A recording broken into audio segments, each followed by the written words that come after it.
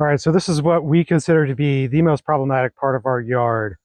And really, probably what that is due to is that this is the most recently and heavily disturbed part of the yard. And that means the pioneer species that come in are really aggressive and they have a lot of opportunity to take over. Those are called ruderal species, ruderals. And they're things exactly like sweet gums, fleabanes or horsebanes, wild lettuce. We have the non-native strawberries in here. But this soil is so bad. I've tried to plant things in here and it's really almost impossible. There's a mulberry down here. There's a peach over here. But really, there's not much else. It's really hard to plant anything. So really the name of the game is just building the topsoil with this in a chop and drop fashion. That's all we really want to do here. You know, hopefully in the years to come, we can actually start planting in this area and do some more guilds. As you can see, like this tall wild lettuce, this isn't something that you can just have around your house and expect your neighbors to think you're normal. But it has really good uses, and that's why we've kept it around for a little while at least. This is August. So the wild lettuce is a natural opiate. It's a really good kind of medicinal plant. The deer love to eat it. They've eaten all of this up to here, you know, where they can browse. And the birds also eat the seed heads. I just saw the seed heads behind the camera being eaten by goldfinches this morning. So while they have some really cool uses, dog fennel is in the background. It's another one that's like kind of intolerable to have around your house. I've let them kind of fulfill their purpose in the yard by feeding the wildlife, and now it's going to build the soil. And we're going to do it all with machetes and a scythe. Now this scythe is a bush blade versus a grass blade, so this is shorter, kind of more heavy duty. It's made for woody species like little shrubs and trees.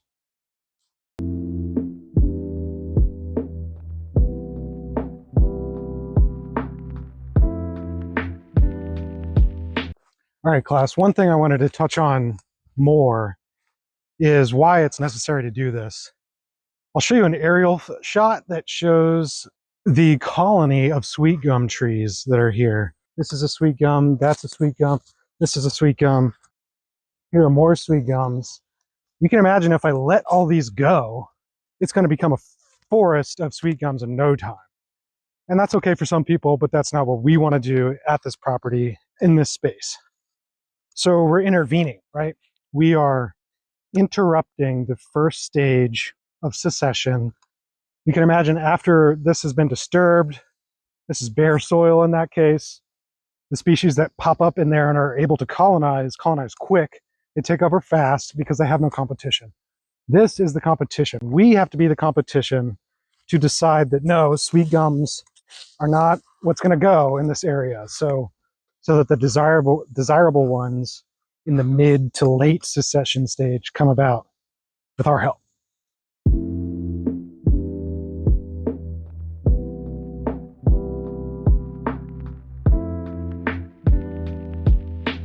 All right, we conquered this area, at least what we wanted to do with it today.